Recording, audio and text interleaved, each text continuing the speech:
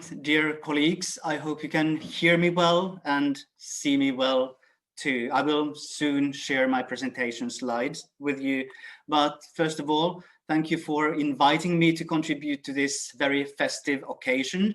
It's a great pleasure to see that the Slovenian Euroguidance Center is now celebrating its 20th anniversary. This is a great moment. And I'm also happy to hear, I was following your presentation, Zlata, about all your activities in Slovenia during the past years, during this 20-year period. And there is a man who was also visible in one of the photos that Zlata showed, and his name is Sasha Niklanovic. And it was in 1998 when Sasha Niklanovic came to one of those Euroguidance network meetings, and he was eager to learn about the Euroguidance activities, to talk to colleagues from other countries, because at that time Slovenia was going to set up a Euroguidance center. And yeah, he was a very important figure among many of you back then. And also my own role is that I have been involved in Euroguidance network for a long time. I have been a little bit on and off, and now recently I changed to another employer, and still I feel that I am very happy to have this connection with the network, and this time specifically with the Slovenian Euroguidance Center. So thank you for inviting me to this event. And now I try to share my presentation. And the slides should be visible to all of you. I have a bad habit of speaking very fast, so I try to slow down a little bit. Still you can find the keywords and the essence of my presentation on the slides, so at least you can follow even if I may be talking too fast. And we'll take the questions and your comments at the end of the presentation. I try to squeeze this presentation into 40-45 minutes so that we could have at least some 10 minutes for discussion afterwards. And indeed, the title is about guidance in a global world. And as you must have noticed, we are living in a very turbulent, occasionally in a chaotic world, where all of us lately probably have been wondering, what is normal these days, or where is the normal? So guidance is definitely needed. It can help people navigate in their lives and find meaning and find a direction. So every time you guidance practitioners, in whichever sector you work, when you work with your clients, try to see them as a holistic whole. So this is the red thread in my presentation. And indeed, congratulations, Slovenia and Euroguidance Slovenia. It's really a moment for celebration, and I'm happy that you were able to organize this event online. Of course, I would very much have liked to come to Ljubljana to be on site, but luckily we are living in the year 2020, and we can organize virtual meetings, virtual seminars. 20 years ago, this may not have been possible at all. I only remember back then we had some first attempts to use video conferencing. Usually the connections were bad. The images on the screen were blur, and the quality of the sound was not that excellent either. So this time, luckily, we have all these technical equipment to help us connect across borders. But I hope you will have some bubbles and some cake later today. And I made a special effort specifically for you in Slovenia. While preparing this presentation, I decided to use some paintings to give some color to this presentation. And there is a very famous and well-known Finnish painter. Her name is Tuula Moilanen, and I'm having some 10 different paintings giving this colorful impression throughout my presentation. And indeed, now that we talk about Euroguidance activities, then we talk about guidance and mobility. And here, the purpose and the aim of mobility and guidance, as I see it, is to broaden our horizons. And to me, this very painting on the screen shows that indeed we can, if we so wish, broaden our horizons by means of mobility and guidance, and we should have a pure heart as well. And a thought for the day. This young man in the photo, his name is Perttu Pölönen. He is in his mid-20s. He's somebody extremely talented. He's an innovator, developer, and also a well-known speaker in Finland. And I must say that he has quite some philosophical thinking, and I truly admire that this young man is able to communicate so well his ideas and thoughts and impressions of the world. And here he's sharing one of his notions of our time. And I think it's very fit for the guidance context, that indeed we all want to make the world a better place. We don't necessarily need more effectivity anymore, but rather we should find a right direction instead of constantly focusing on speed and being very productive. So let this thought guide us through our work in the future. And now that physical mobility has been blocked for some months already, we are confronted by the fact that can mobility be organized virtually? And what does it entail? What does it mean for those who want to participate in mobility, but also for guidance practitioners, youth workers, teachers, trainers, educators, when they give information about mobility opportunities to those who want to go abroad for studying, training, working, volunteering opportunities. And this is a tremendous challenge, of course, because I think that virtual mobility, it's good to have something like that, but it can never fully replace physical mobility.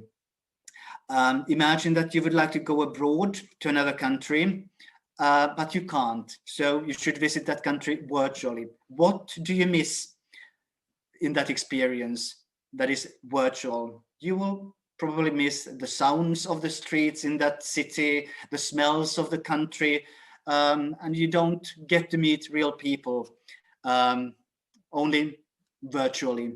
Of course they are real, but I mean, it's a different impression they give. So maybe maybe virtual mobility cannot be as holistic as we wish, but okay, we should see this as a challenge, and maybe in the coming years, virtual mobility will be a great opportunity for many.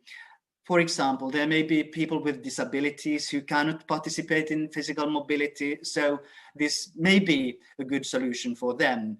But now that we have the pandemic, it has, of course, affected also how guidance and counseling is being provided. So the work of guidance practitioners, youth workers, teachers, trainers, and so forth has been affected. And all of a sudden, we are all working online. And this, of course, calls for tremendous adaptability, and also that we take hold of the virtual technical online tools and equipments and applications. And guidance practitioners have been forced to work online to help their clients. And often it's learning by doing, that, okay, how does this work? How can I use and apply the methods and other tools that I use for my guidance sessions in a virtual environment? So I only can wish you the best of success, and take it as a tremendous opportunity to develop some new professional skills, and don't be afraid. So this is the message that I want to share with you from Finland. And then linking mobility to guidance, or guidance to mobility. Earlier this year, there was this book, Career and Career Guidance in the Nordic Countries, released. And the Nordic countries, they are Iceland, Denmark, Norway, Sweden, and Finland. So the 5 countries. And also Greenland and Faroe Islands and Åland Islands belong to the Nordic countries. So this book is a compilation of articles written by Nordic experts in the field of guidance. There are articles about policy and strategy level developments in the countries, about research projects, about guidance practice, and so forth. And while I was still with Euroguidance Finland, I took the initiative and spoke to my Nordic Euroguidance colleagues. And my colleagues in Sweden, Nina Roos, Ellen Hagen in Norway, and Dora Stefansdottir in Iceland, came along, and we wrote an article together. It's about developing guidance competencies for learning mobility. So what is it essentially that guidance practitioners should know about international mobility? How should they take all that international dimension into consideration when they provide guidance? So you can access this book free of charge. It's accessible online. If you want to learn more about the Nordic countries, take a look. I mean, it's a really good book, and you can learn from those articles. And also, if you want to explore a little bit how we in the Nordic countries see the international competencies of guidance practitioners, you could then read our article. And I will just highlight two things from our article that we wrote. So this is no news as such, that indeed a mobility experience, it's a process. We can divide it roughly into three different stages. The one before you leave to another country. And of course, this requires some specific guidance actions so that the person leaving abroad is well informed, knows what to expect more or less, and is able to plan his or her mobility experience as well as possible. During abroad, of course, then it's something else seen from the guidance perspective, but again, guidance can be helpful and supportive to this experience abroad. And then let's imagine that the person decides to return to his or her own home country. If you hear explosions from behind, from my background, it's not an earthquake, but they are constructing a tunnel underneath the house that I'm living in. So there may be some explosions. Very irritating and annoying, but this will last for some weeks. Just that you know, in case you heard something from the background.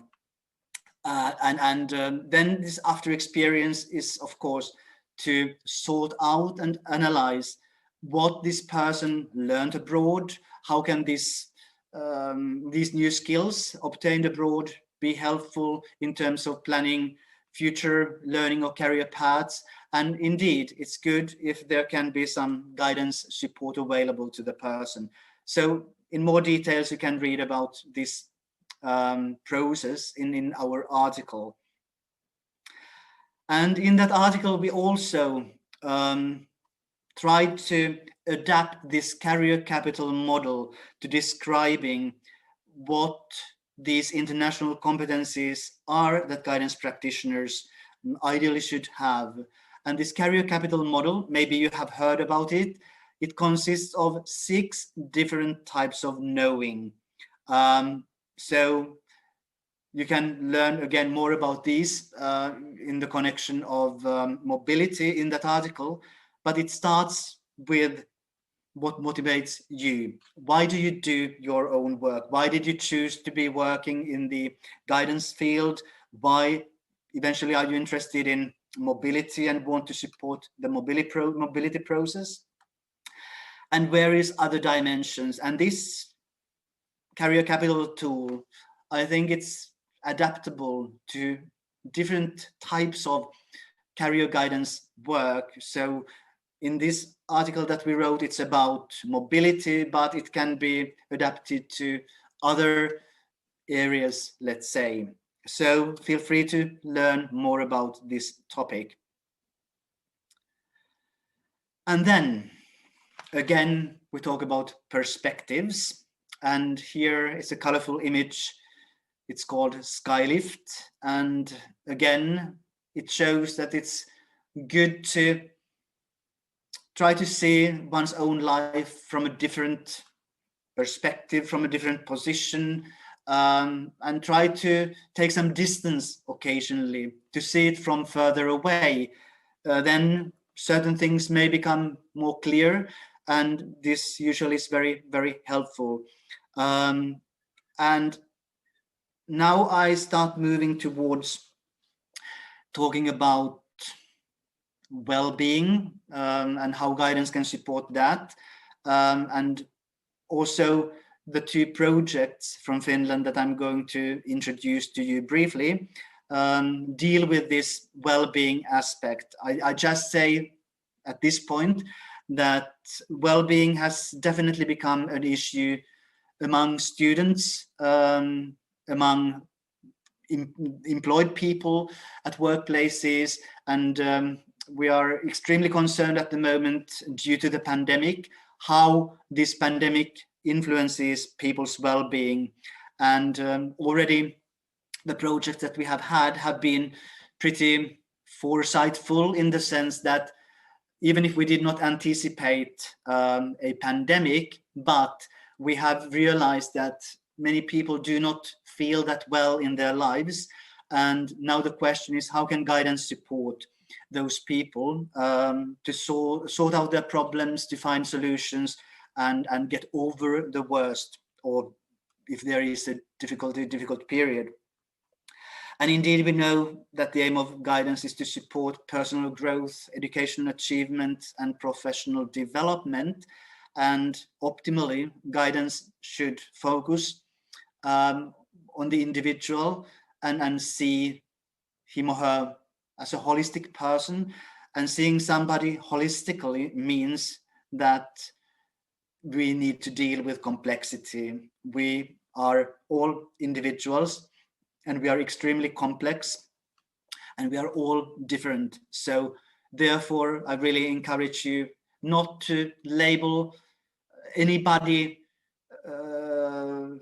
when you, for example, imagine that, okay, this person belongs to this or that group of people, that you could generalize something or stereotype something. So it's really risky. So we should always see individuals as individuals without labeling them as a representative of any specific group. So at the same time, what we are talking about in Finland very much these days is that we should not objectify our clients. We should not see them as objects. Rather, we should always respect and see them as autonomous agents who are in charge of their lives, and guidance is only to support them, not to decide on their behalf or over them. I mean, you're very familiar with these things, I'm sure about that.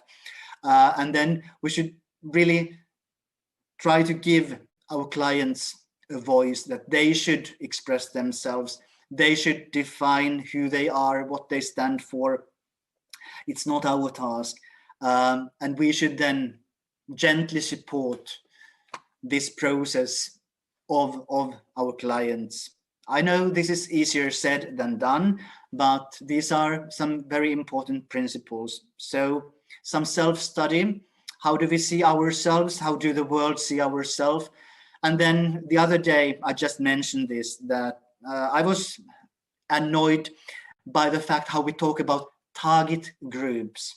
We define different target groups, and then we have measures or initiatives for those target groups. And this is a little bit problematic, as we should really acknowledge individuals as individuals, not to see them as part of a group. And we are now having an interesting discussion, I mean, among some colleagues and some guidance experts, about how we should address different people who definitely need guidance services, but not to group them or not to see them as a target of any measures. So some new thinking and rethinking will be needed. And here is another philosopher, Harry Gustavsberg, a little bit older than the previous guy, Perttu Pölönen, who you saw some slides ago. And also well-being. Or well-being can be supported by resilience. So resilience is something that we are able to bounce from problems, challenges, difficult life experiences. And resilience, it's a skill as any other skill, and we can constantly develop it and strengthen it. And also, I think that guidance is a way to strengthen people's resilience so that they have more strength to cope with eventual difficulties in their life. So something to bear in mind. And now I will very briefly touch upon 2 projects.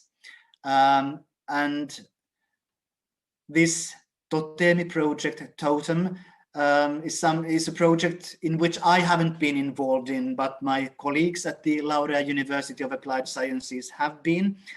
But this first one is closely connected to the second one, so therefore I want to briefly introduce this Totemi project as well. This project was funded by the Finnish Ministry of Education and Culture, and the aim was to develop a holistic approach to understanding how students' ability to study and proceed in their studies can be supported and strengthened. And for this holistic approach, a framework approach was taken, and this was a research study, so theoretical models and approaches were analyzed, and then things were brought together. And then my current colleagues who worked on this project, they sort of, based on the analysis they did, realized that agency, our agentic functioning, how resilient we are connected to our ability to study and pursue our careers, and also career management and employment skills were part of this framework. And the research carried out in this project was specifically interested in understanding how students at the higher education institutions view their own life situation, not only studies, but the overall life situation, but also their studies, how they assessed their skills and how resilient they were, and how did they see their own learning environment, their daily learning environment, and then bringing all these different dimensions together. And the model, the theoretical background of this Totemi project then consisted of these 5 main areas, and in connection to well-being and future belief. So I will soon show you the results of the research, but the big challenge in Finland and probably in many other countries is that usually we only focus on one life area, whether it's studying, working, family, your leisure time, various other things. But this model tries to bring all these important areas together as one holistic model, because the research proved that these 5 areas have a direct link, and they influence students' well-being and future belief. I will explain a little bit further on about the future belief aspect in all this. And these different parts consisted of different aspects, and the research was all about asking the students to report on these dimensions and these aspects. And what came out?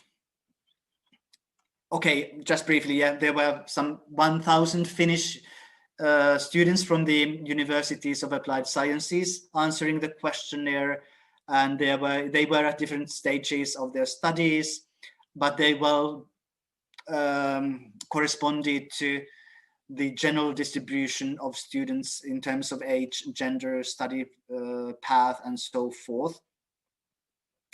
And the results, they were a little bit if not depressing, but indeed a little bit worrisome, in the sense that roughly 1/3 of the students who participated in this study, they reported that they have had some issues with their studies or other dimensions in their life. And as I try to explain, all these different parts, they influence our well-being, and from there they influence the other parts of our life and life areas. So this is, of course, for example, 30% of the respondents had felt depressed during the past semester. However, this is not a medical diagnosis, but a diagnosis made by the student, somehow self-assessment that indeed I have felt blue, I have had some mentally burdensome periods or experiences. And I say that, of course, we cannot be happy all the time. This is not human, but of course, this is a pretty high figure. Or people feeling lonely, feeling as an outsider in a group setting. So all these are quite strong indicators that things should be improved. And then, of course, that many also reported that their studies are not proceeding according to their study plan. In Finland, you usually have to make a study plan for each year you are at the university. So that was then considered how well, in relation to this plan, they have made progress in their studies. So with these pretty worrisome results, and these were the results before we even knew about this pandemic, but now with the pandemic, we know that the students are having greater and greater problems, and therefore another project was launched in order to develop a tool that could help find out information about a student's or a worker's life situation, and from a holistic perspective. And also the aim was, and aim is, in this project in which I'm part of, to support teachers and guidance counselors, those who closely work with students in their daily life, that teachers and guidance practitioners would become more aware of what the needs of the students are, how these professionals can better support young students or adult students in their study paths. Sorry, I have to sip some water. And there is a short description of the aims and goals of the project, so you can visit this website in case you want to learn more specifically about the let's say, more specific goals. But in order to move on in developing a tool that could sort of indicate how much students or other people may need guidance support or other types of support, we needed to first focus on these elements here. So hope is, of course, something that keeps us alive. It's a good driver for our lives, and we need hope. We need to dream. We need then to take action to make our dreams come a reality. And hope, if you have hope that you are not completely depressed or having psychic issues, then you probably have some future belief, and future belief can be supported by these aspects shown here. So of course, it's crucial. What is your social and economic context, what are the circumstances of your daily life. Of course, that defines a lot. But on top of that, if we have good relationships with other people, we have some kind of an orientation or direction in our life, we know ourselves, we know how to deal with ourselves, and we can plan our lives ahead and take action. This is good. And self-efficacy, that we believe in our own capacity to take action, so that we have that self-esteem that indeed we can initiate action and we can be successful. And then well-being, if we feel fit, psychologically, physically, socially, then things are, of course, much easier. And if we are somehow clear about our own values in life, where we stand in life, and that we somehow see a meaning in our life, all these things contribute to having, let's say, a positive outlook for our own future, meaning that indeed we have some future belief, we have some hope. And then, based on the Totemi project, as I explained, there already 5 areas had been identified, and the same 5 areas followed throughout this second project. And then what came out of the research and further development was a digital service and support need indicator. It's called CREAR. Those of you who know Spanish, CREAR means to create in English, but the acronym stands for Career Resilience, Education, Agency and Readiness. Education, this E, letter E, can also mean employment. So I mean education or employment, if you so wish. And this tool, it brings together these 5 areas, and it's based on some 30 to 40 statements. And you assess every single statement divided into these 5 areas on the scale, I do agree, I do not agree, and there are 6 answering options. And then you get a result. I will soon show the result to you. And if you wish, you can try out this test from this link. This tool is available in English, on top of Finnish and Swedish, and then plain language, I mean simplified Finnish for those whose language skills are limited. They may be people with immigrant background or have dyslexia or whatsoever. So we have tried to make it as usable, easily usable as possible. And once you have answered the statements, you get a result, and you get a result for all these 5 areas. But I just show you 2 of the areas. I will get back to that slide that I now jumped over. So here are examples of 2 areas.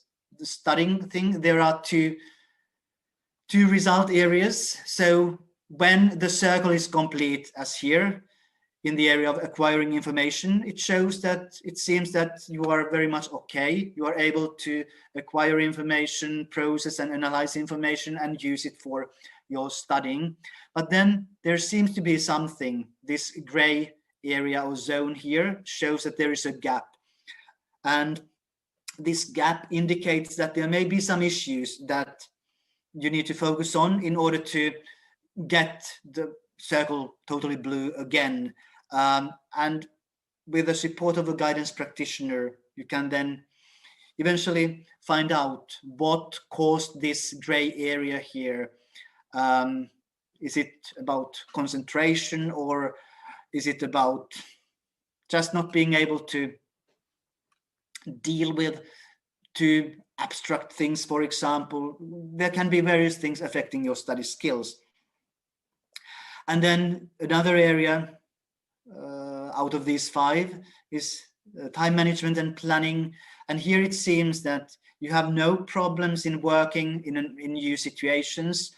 may indicate that you are able to cope with new situations, work with other people, and you do it with self-confidence, and you are able to then also make decisions.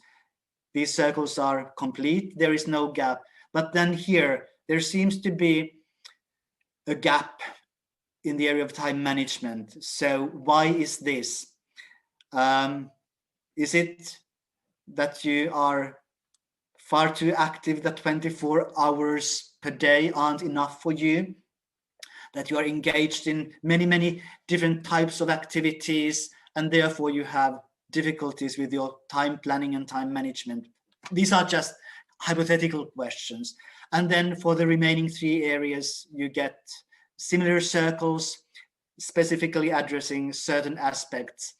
And then the issue is that whatever the results are, you should not just focus on studying skills or on one area only. You should try to see how all these 5 areas come together in the results. For example, some of the statements, they are about how well you are doing, how do you feel today, I mean, and then you might feel low, you might feel great, but this is a very sensitive tool to finding out if there is an underlying issue, let's say some kind of depression or similar issues. This is not a medical tool that, of course, we cannot give a medical diagnosis, but there might be an indication that, hey, there is some depression or anxiety, and maybe you need to talk to some medical staff, like a psychologist, for example, who could then help you with that.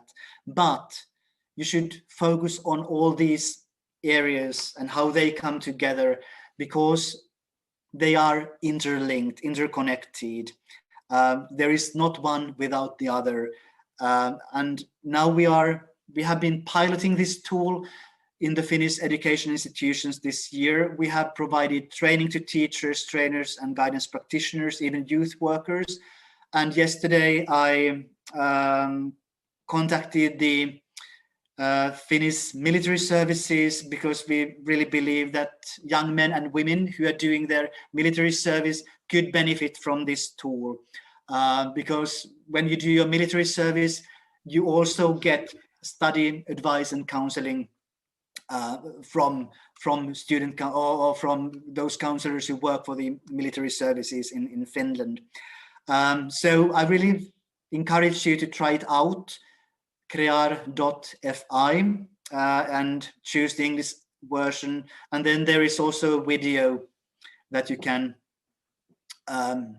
it's in Finnish, but there are English subtitles. And the best thing with this tool is that when you take the tool, you do not need to register. You do not share your personal information. You just take the tool, and then once you get the result, you can then save it on your own computer. And if you so decide as a user, you can then decide to share it with your teacher, trainer, guidance practitioner, social worker, whoever is using this tool and is able to help you to interpret and understand what the results are. I know I'm really running against time here, and very briefly introducing the complex things. But would you need more information, you could first visit the project website in English, get some additional food for thought from there, then try out the actual online or digital tool. And one thing that I forgot to mention is that, of course, as this has been developed in Finland, then together with the results for the five different areas, you also get some suggestions for links of service providers that you can then consult individually if you so decide. and they are, of course, services provided by Finnish authorities.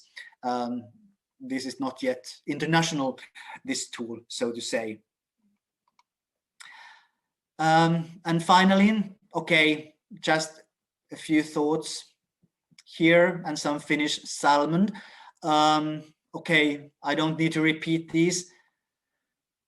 Maybe the last one, you cannot dream yourself into a character. You must hammer and forge yourself one. So, I mean, it's about creating ourselves. It's about, if we dream something, then usually we can make it. If you can dream it, you can make it, but it often takes hard work.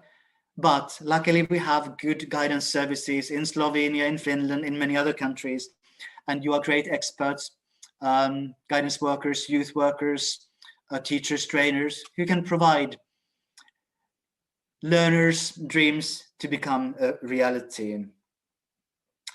My Slovenian skills are very, very limited. Hvala lepa. Thank you so much. I hope you did not fall asleep as this bear that is hibernating here has done. I hope my presentation gave you some inspiration, some new perspectives, something additional that can be helpful for your own work and professional development. And first of all, always stay positive, even if it may be difficult from time to time, as we all know, but specifically in these very strange times, stay in good health.